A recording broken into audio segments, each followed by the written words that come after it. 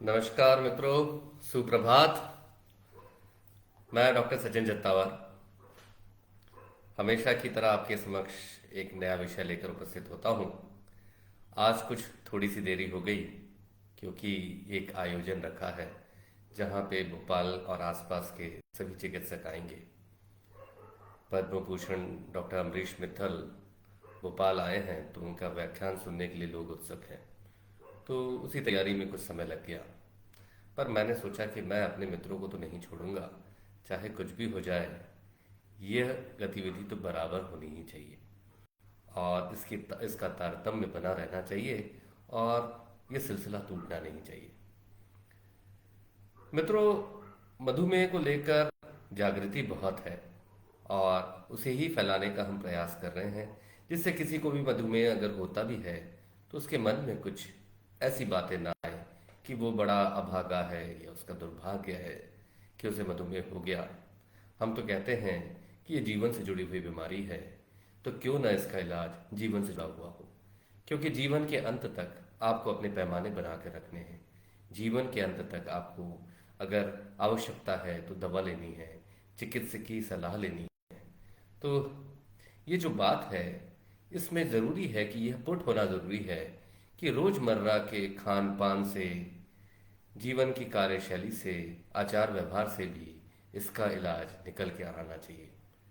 तो आज का विषय कुछ इसी तरह से लिया है कि क्या घर के जो हमारे दादी नानी के नुस्खे थे, क्या जो घर की सब्जियां थी, फल फूल थे, क्या इनसे भी शुगर नियंत्रित होता है। होता है ना कि हमारे पास बहुत सारे मरीज आते हैं, साहब मैं बिल्कुल मीठा नहीं खा रहा हूँ, मैं करेले का जूस पीता हूँ रोज, कभी कभार लौकी का भी जूस पीता हूँ, मैं जो धान के पौधे लगते हैं ना उससे निकला हुआ पानी पी रहा हूँ। नाना प्रकार के इस तरह के जो समाधान उनको लोग बताते हैं, बहुत ही धार्मिक तरीके से लोग इसको अपने जीवन में अपनाने की कोशिश करते हैं। और कह सकते हैं कि कभी कभार अंधश्रद्धा भी हो जाती है। वो कहते हैं कि मैं तो करेले का जूस पी रहा हूँ और मेरा शुगर तो अच्छा आना चाहिए, ऐसे कैसे हो रहा है, करेला तो बहुत अच्छा है। तो इस तरह की बातें कहीं आती हैं, तो मैंने सोचा कि क्यों ना ये भी विषय उठाया जाए और इस दिशा में बात की जाए। सबसे पहली बात, क्योंकि बहुत दिनों से हमने इस बारे में बात नहीं करी है कि शुगर का इलाज है क्या। देखिए क्या होता है कि शुगर के इलाज को लोग बहुत स्थूल रूप में देखते हैं। उनको लगता है कि मधुमेह हो गया, ये एक व्यावसायिकता है और अब हमें ये दवाओं में बांधना चाहते हैं। पर लोगों को ये समझ में कई बार नहीं आता कि मधुमेह का जो इलाज है, आपकी जो सामान्य शक्कर होती है, एक इंसान की सामान्य शक्कर खाली पेट 60 से 90 के आसपास होती है। भोजन के 2 घंटे के बाद, चाहे नाश्ते के बाद, चाहे दोपहर के खाने के बाद या रात के खाने के बाद, ये 100 से 140 के अंदर तक सीमित रह जाती है। पर क्या है कि जब ये दायरा क्रॉस करने लगता है, मान लीजिए खाली पेट शक्कर 100 से आ रही है, 110 आ रही है, 126 के अंदर आ रही है, तो आप इसको बोलेंगे इम्पेयर्ड फास्टिंग ग्लूकोज। ये शब्द जरूर याद रखिएगा क्योंकि आपके जीवन में अब इसका महत्व बढ़ता जा रहा है। तो इम्पेयर्ड फास्टिंग ग्लूकोज एक प्री डायबिटिक स्टेटस है, जहां हम ये कहेंगे कि आपको डायबिटीज होने की संभावना है। शोध कहते हैं कि ये जो संभावना वाला समय है ना मित्रों, इस समय भी हृदय रोग की बुनियाद डल जाती है। तो कोई भी नहीं चाहता कि उसे लकवा हो, हृदय रोग हो, गुर्दा खराब हो। वैसे ही जो भोजन के 2 घंटे के बाद की शक्कर अगर 140 के ऊपर हो और 200 के कम हो, तो हम कहते हैं ये इम्पेयर्ड ग्लूकोज टॉलरेंस है, आईजीटी। पहले वाला था आईएफजी, इम्पेयर्ड फास्टिंग ग्लूकोज। दूसरा जो मैं बता रहा हूँ भोजन के बाद 140 के ऊपर और 199 के अंदर, तो वो है इम्पेयर्ड ग्लूकोज टॉलरेंस। ये भी एक प्री डायबिटिक स्टेटस है। वैसे ही होता है कि जो HbA1c है, ये कोई चीजें ऐसे ही हथियार नहीं है ये कि जो आपको डराने के लिए बनाए गए हों। ये आपकी जानकारी और आपके जीवन में खुशियां घोलने, मिठास घोलने के लिए बनाए गए हैं। खून की शक्कर को नापते हैं, पर आपके जीवन में खुशियों के रूप में मिठास आती है। तो HbA1c एक नॉर्मल इंसान का 5, 5.5 के अंदर होता है। जब ये 5.7 से 6.4 के बीच आने लगता है, तो हम कहते हैं ये प्री डायबिटिक स्टेटस है। जैसे IFG एक प्री डायबिटिक स्टेटस है, IGT एक प्री डायबिटिक स्टेटस है, वैसे ही HbA1c का 5.7 से 6.4 के बीच होना एक प्री डायबिटिक स्टेटस है। तो जब भी खाली पेट शुगर 126 या उससे ज़्यादा हो जाता है, भरे पेट शुगर, मेरा आप तो समझ में आ ही गया, भोजन के 2 घंटे के बाद जब ये भरे पेट शुगर 200 के ऊपर हो जाता है और 3 महीने का एवरेज शुगर जिसको हम HbA1c कहते हैं वो 6.5% या उससे ज़्यादा हो जाता है, तो हम कहते हैं कि मधुमेह हो गया। तो ये जो आप बहुत लोग आपके अपने वैल्यूज़ देखेंगे तो बहुत लोगों की वैल्यूज़ ये प्री डायबिटिक स्टेटस में आपको मिलेगी। क्यों बोलना चाह रहा हूँ, क्योंकि ये प्री डायबिटिक स्टेटस से हम मधुमेह की गाड़ी रिवर्स गियर में डाल सकते हैं और वो वापस जा सकती है। इसके लिए कोई विशेष प्रकार के आपको प्लान में, विशेष प्रकार के प्रोग्राम में एनरोल होने की आवश्यकता नहीं है। बहुत होता है ना कि आपको कहीं भी फेसबुक में थोड़ा भी क्लिक कर दिया तो 50 फोन आ जाते हैं। इन सब चीज़ों में मत पड़िए, ये बिल्कुल भी आवश्यकता नहीं है। इसमें एक योग्य एंडोक्रीन डॉक्टर, हार्मोन रोग विशेषज्ञ को दिखाइए जो कि एक अच्छा फिजिशियन भी होगा, तो उसकी सलाह में आपका सब कुछ बहुत अच्छा नियंत्रित हो जाएगा। अब बात आती है कि शुगर हो गया फिर क्या करें। तो कि जो बीमारी का डायग्नोसिस बनाने के पैमाने हैं और बीमारी में इलाज के जो पैमाने हैं वो अलग अलग होंगे, क्योंकि इलाज के पैमाने तब उस हिसाब से तय होंगे कि कितना शुगर कम रखने पे आपका सब कुछ अच्छा रहेगा। आंखों का पर्दा खराब नहीं होगा, गुर्दा खराब नहीं होगा, पैरों की नसों में खराबी नहीं आएगी। उसी आधार पर ये पैमाने बनते हैं। बहुत से भ्रामक बातें आपको वीडियोस में देखने मिलेंगी। वो बोलेंगे कि डॉक्टरों ने अपना व्यवसाय बढ़ाने के लिए ऐसा कर दिया है। मित्रों, ऐसा बिल्कुल भी नहीं है। हम लोग मॉडर्न मेडिसिन के लोग हैं, तो जो भी होता है वो शोधों के आधार पर ही तय होता है। और शोध ऐसी चीज है, आपको भी मालूम है, वो निरंतर होते रहते हैं। तो शोधों के आधार पर आता है कि खाली पेट शुगर एक अच्छा स्वस्थ इंसान है जिसको हृदय रोग नहीं है, गुर्दा खराब नहीं है, कोई और बड़ी बीमारी नहीं है, तो खाली पेट शुगर से 100 125 के आसपास रखनी चाहिए। भरी पेट शुगर से 180 के अंदर रखना चाहिए। और 3 महीने का एवरेज जो डायग्नोसिस में हमने 6.5 बताया था, ट्रीटमेंट के लिए 7% के आसपास रखेंगे तो बहुत है। कोई बहुत ही वयस्क इंसान है, कोई इंसान ऐसा है जो कि वृद्धावस्था के दूसरे दौर पे है, 80 साल उम्र है, वहां पे मैं 7% नहीं रखूंगा, वहां पे 7.5-8% भी होगा, तो डॉक्टर बोलेंगे कि साहब आपका शुगर अच्छा चल रहा है। अब तो बात हो गई डायग्नोसिस के पैमाने और इलाज के पैमानों के बारे में। अब बात आती है कि दवा हम किसे बोलते हैं, दवा कैसे तय करते हैं कि ये दवा की श्रेणी में आएगा और ये पदार्थ दवा की श्रेणी में नहीं आएगा। तो शोधों में एक उन्होंने फिक्स पैमाना बनाया। पैमाना बनाना जरूरी होता है और इसका परिष्कृत होता रहता है, ये समय के हिसाब से परिमार्जित भी होता रहता है और नए नए इसमें चीजें उभर कर आती हैं। तो अभी जो सिद्ध पैमाना है वो यही है। तो ये पैमाने के आधार पे अगर कोई भी चीज HbA1c 0.4% से ज्यादा कम करे, समझ रहे हैं ना मित्रों, आपका मान लीजिए HbA1c 7.5 है, मैंने दवा चालू करी तो 7.1 है। अगर HbA1c करने की क्षमता कोई दवा रखती है, कोई खाद्य पदार्थ रखता है, कोई सब्जी रखती है, कोई फल रखता है, तो उसे दवा की श्रेणी में रखा जाएगा। तो दवा की श्रेणी में तभी आप आ पाते हो। फिर उसमें बहुत सारे व्यवहारिक पक्ष भी होते हैं कि उसे कितने आसानी से लिया जा सकता है, उसमें ऐसे कितने और तत्व हैं जो शरीर में अन्य अंगों पे नुकसान पहुंचा सकते हैं। ऐसा बहुत होता है, प्लांट के अल्कलॉइड्स में ऐसे बहुत से तत्व हैं जो रीनल शटडाउन, कार्डियक फेलियर, ये सब करा सकते हैं। तो अगर मान लीजिए कोई अच्छी चीज है और बुरी चीज भी है, तो दोनों के बीच का जो बैलेंस है वो देखकर ही दवा तय होती है। फिर मात्रा कितनी लेनी है, कितना व्यवहारिक तौर पे उसको दिया जा सकता है, क्या उसको लेने पे कुछ और परेशानियां तो नहीं होती। तो ये सब चीजें तय करना होता है, तब कहीं किसी चीज को दवा के रूप में स्वीकार किया जाता है। फिर आप बोलेंगे हमारे दादी नानी के नुस्खों का क्या, आप तो उनका परिहास उठा रहे हैं, आप तो उनका परिहास उड़ा रहे हैं, मखौल उड़ा रहे हैं। नहीं, ऐसा नहीं है, उसका पूरा सम्मान है। ये वो चीजें हैं जो खाद्य पदार्थ में जिनमें गुण है शक्कर को सामान रखने का, पर ये दवा की कैटेगरी में इसलिए नहीं आ पाते क्योंकि HbA1c कम करने का इनका जो पैमाना है वो उसको वो प्राप्त नहीं कर पाते। तो पर हैं बहुत अच्छी चीजें। तो जीवन में ऐसे मित्रों का समावेश भी तो जरूरी है जो आपको कहीं ना कहीं प्रोत्साहित करें, कहीं ना कहीं आपकी प्रेरणा बने, कहीं ना कहीं आपकी मदद करें, जिससे आप अपने जीवन के लक्ष्यों को प्राप्त कर सकें। तो ये खाद्य पदार्थ भी ऐसे ही हैं जो आपके मधुमेह के लक्ष्यों को प्राप्त करने में मदद करते हैं। भले ही वो दवा नहीं है, दवा की आवश्यकता है, डॉक्टर की आवश्यकता है, पर जीवन में इन बातों का व्यवहारिक अंदाज में अगर आप समावेश करते हैं तो आपको इसका लाभ होता है। सिंपल सी बात है।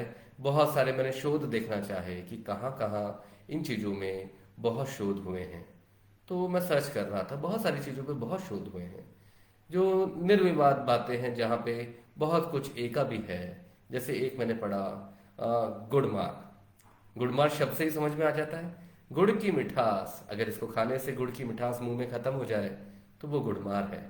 तो गुड़मार के बारे में बहुत सारे शोध हैं। वो ये कहते हैं कि HbA1c कम करता है, खाली पेट शुगर कम करता है, भरे पेट शुगर कम करता है। तो गुड़मार के बारे में बहुत सारी RCTs हैं, पर गुड़मार को दवा के रूप में कैसे लेना है, ये चीज़ों के बारे में कुछ संशय है, और उस हिसाब से वो चीज़ें आगे परिष्कृत होके आएंगी, इसका मुझे पूरा विश्वास है। बहुत सारी दवाइयाँ होती हैं, कुछ नाशनी, मधुनाशनी टाइप की दवाइयाँ, उसमें यही होता है। तो आप मुझे बोलेंगे डॉक्टर साहब आप किन को लेने बोलेंगे, मैं उनको कहूँगा कि जो मैंने शुरुआती तौर पे बताया ना, impaired fasting glucose, impaired glucose tolerance, या HbA1c 5.7 से 6.4, ये वो आइडियल कैंडिडेट्स हैं जहाँ पर आप इन बातों पे अगर विश्वास करते हैं और आपका इन बातों को मानने की इच्छा है, वहाँ पर अगर आप ये मानेंगे और इसका लाभ होता है, तो आई थिंक, मुझे ऐसा लगता है कि उसमें कोई किसी भी प्रकार से मरीज का नुकसान नहीं होगा। पर जब आपका HbA1c बहुत बढ़ जाए, शुगर 300-400 हो जाए, तब इनके अलावा आपको मॉडर्न मेडिसिन के लोगों से मिलना होगा, एंडोक्राइनोलॉजिस्ट से मिलना होगा। दालचीनी के बारे में भी बहुत से शोध हैं जहाँ पे उन्होंने दिखाया है कि दालचीनी से भी HbA1c कंट्रोल होता है, फास्टिंग कंट्रोल होता है, BP कंट्रोल होता है। कई बार बहुत सी जगह एका भी है। तो दालचीनी भी एक एक बहुत ही अच्छी खाद्य पदार्थ है जिसका आप सेवन अपने जीवन में समावेश कर सकते हैं और उसका एक अप्रत्यक्ष लाभ ले सकते हैं। प्रत्यक्ष लाभ के लिए आप खान पान का अंतर करेंगे, नियमित व्यायाम करेंगे और डॉक्टर को दिखाएंगे, तनाव कम करेंगे। तनाव पे मैं बहुत आजकल जोर देता हूँ कि मधुमेह का इलाज, मधुमेह के इलाज से तनाव नहीं होना चाहिए, मधुमेह की बीमारी से तनाव नहीं होना चाहिए, बल्कि आपको इसको अवसर मानना चाहिए। अवसाद का विषय मधुमेह बिल्कुल भी नहीं है। मैं हमेशा इसको बोलने का कारण ही यही है कि मैं ये देखता हूँ लोग बहुत डर जाते हैं और कहीं ना कहीं अवसादग्रस्त हो जाते हैं। ये मुझे नहीं चाहिए। मेरे मरीजों को बिल्कुल बिंदास होना चाहिए। और मैं हमेशा कहता हूँ ना, ये शतक लगाने का प्रयोजन है। तो शतक वही बल्लेबाज लगाता है क्रिकेट में जो हर गेंद को देख कर खेलता है। तो मधुमेह तो आपको जागृत कर देता है, बल्कि मैं तो कहूँगा एक मौका देता है कि जीवन में हम शतक लगाएं। बहुतों की गिल्लियां उड़ जाएंगी, फिर मेरे मधुमेह के मरीज जो बिल्कुल सही तरीके से आगे बढ़ रहे हैं वो बहुत लंबे समय तक बैटिंग करेंगे, हो सकता है शतक लगा लें। बहुत सारे इसमें ग्रीन टी के बारे में भी काफ़ी शोध हुए हैं, उस पर भी काफ़ी विचार हुआ है। उसमें एंटीऑक्सीडेंट्स, फ्लेवोनॉइड्स, बहुत सारी अच्छी अच्छी बातें हैं। तो वहाँ भी देखा गया कि वो शुगर थोड़ा सा कम करता है, पर एक दवा के स्तर पे शुगर HbA1c रिडक्शन इसमें नहीं है। तो ग्रीन टी के बारे में हो गई बात, गुड़मार के बारे में हो गई, दालचीनी के बारे में हो गई। फिर आप कहेंगे कि हमारी रोजमर्रा करेले के बारे में क्या कहेंगे। करेले के बारे में शोध डिवाइडेड हैं। देखिए क्या होता है कि कुछ शोध बताते हैं कि हाँ थोड़ा फायदा होता है, कुछ शोध दिखाते हैं कि शुगर कम भी होता है, पर वो इतना सारा करेले का रस पीना वो एक बहुत कठिन काम है, और दूसरे उसके नुकसान क्या होते हैं इसके बारे में कोई शोध नहीं है। तो ये दवा की कैटेगरी में इसलिए नहीं आ पाता। बहुत से लोग जामुन के बीज पीसते हैं, उसको पाउडर सुखाते हैं, पीसते हैं, सूखा पाउडर का सेवन करते हैं। ये भी एक अच्छा तरीका है और मैं इसके खिलाफ नहीं हूँ। मैं बिल्कुल आपको नहीं मना करूँगा कि आप मत लीजिए, पर मेरा ये मानना है कि आप लीजिए ज़रूर, पर ये उस दौर में लीजिए जो शुरुआती दौर की डायबिटीज़ है। उस दौर में हमको वैसे भी हम लोग इलाज नहीं लिखते, तो खान पान, आचार व्यवहार के साथ साथ इन चीज़ों का आप समावेश करते हैं तो दवा भी हो जाती है और खुशियाँ भी आ जाती हैं। देखिए बहुत से लोग और भी हैं जो कभी कभार चिरायता का, जो हम लोग बचपन में क्या होता था, जो ऐसा बुखार होता था, हल्का बुखार, तो हमारी माता जी हमको वो चिरायते का काढ़ा पिलाती थी। देखते ही हम लोग भाग जाया करते थे, इससे ज़्यादा कड़वा मैंने आज तक कुछ नहीं पिया। तो वो चिरायता का काढ़ा हमें पीना पड़ता था, और बड़ा आश्चर्य की बात थी कि बाद में पता चला कि मलेरिया के लिए एक जो कारगर दवा है आर्टिमिसनिन, वो लगभग चिरायता से ही निकला हुआ है। तो चिरायता हम लोग बचपन में पीते थे, उस समय मलेरिया भी बहुत था। तो चिरायता पिलाने का एक सामाजिक चलन था बिना डॉक्टर की सलाह के, हालांकि वो गलत है, और डॉक्टर की सलाह में चिरायता के बारे में भी बहुत सारे शोध हुए हैं और पाया गया है कि वो मदद करता है। पर दवा के स्तर पे मदद करता है कि नहीं, इस बारे में संशय है। तो इसे भी अपने जीवन में समावेश कर सकते हैं। जब आप शुरुआती दौर की डायबिटीज में हो, जब आपके 300-400 शुगर हो गया हो, तो किसी की बातों में ना आए। आप अपने एक योग्य हार्मोन रोग विशेषज्ञ को दिखाएं और उनकी सलाह में रहिए। और भी बहुत सारे जड़ी बूटियां हैं, फल हैं। फलों में भी नैसर्गिक तौर पे एंटीऑक्सीडेंट्स हैं, फलों में फाइटोएस्ट्रोजेंस हैं, फलों में बहुत सारी ऐसी चीजें हैं जो शुगर कम करती है। जैसे आम में मैंजीफेरिन है, मेथी के दानों में फाइबर बहुत है, तो फाइबर से भी शुगर कम होता है। और वैसे ही बहुत सारी चीजें हैं, जैसे फेनुग्रीक है। और फिर कुछ लोग कहते हैं कि मुलैठी बहुत अच्छा है। मैं मना नहीं कर रहा, मुलैठी भी बहुत अच्छा है मधुमेह के, क्योंकि मधुमेह एक जीवन से जुड़ी हुई बीमारी है। तो इसका इलाज भी जीवन के मध्य से ही निकलना चाहिए। इसमें मुझे बिल्कुल भी मेरी कोई दो राय नहीं है। पर जब आपका शुगर इस एक पैमाने से ऊपर हो जाए, जैसा मैंने बताया 300-400 हो जाए, तब आपको एक योग्य मधुमेह रोग विशेषज्ञ यानी हार्मोन रोग विशेषज्ञ एंडोक्राइनोलॉजिस्ट को दिखाना चाहिए। वो ये ट्रेन डॉक्टर हैं जो कि बिल्कुल आपको सही दिशा में लेकर जाएंगे और आपके जीवन में खुशियां आएंगी। और खुशियों का क्या पैमाना है? मधुमेह की खुशियों का पैमाना खाली पेट शुगर 100 के आसपास, भरे पेट शुगर 180 के अंदर, 3 महीने का एवरेज लगभग 7%। और कॉम्प्लिकेशंस नहीं होने चाहिए। आंखों का पर्दा खराब नहीं होना चाहिए, गुर्दा खराब नहीं होना चाहिए, पैरों की नसें खराब नहीं होनी चाहिए। और हृदय रोग, मधुमेह, लकवा, पैरों के इसमें पेरिफेरल आर्टरी डिजीज, इस तरह की बीमारी नहीं आनी चाहिए। तो क्या करना चाहिए हमें? कुछ नहीं, आप जीवन को मैं कहूँगा जीवन को सही ढर्रे में लेकर आइए। जो गाड़ी आपकी पटरी से उतर गई है उसको पुनः पटरी पर लेकर आइए। नियमित व्यायाम करिए, संयमित भोजन करिए और टेंशन तनाव से कोसों दूर रहिए। जीवन का सही फलसफा समझिए। मैं हमेशा अपने मरीजों को कहता हूँ कि जिसने करी अपेक्षा वही उपेक्षित होता है। तो रिश्तों में, नातों में भी आप मित्रता में अपेक्षा बिल्कुल मत करिए, अपने कर्तव्य पूरे निभाइए। आप कर्तव्य निभाएंगे और अपेक्षा नहीं करेंगे तो सामने वाला अपना प्रत्युत्तर अपने अनुरूप जरूर देगा। और आपको क्योंकि अपेक्षा नहीं है तो आप उपेक्षित नहीं होंगे। तो आपके जीवन में खुशियां ही खुशियां बनी रहेंगी। और मधुमेह एक अवसर है, अवसाद नहीं है। इसलिए आशा है आपको ये मेरी बात समझ में आई होगी। धन्यवाद।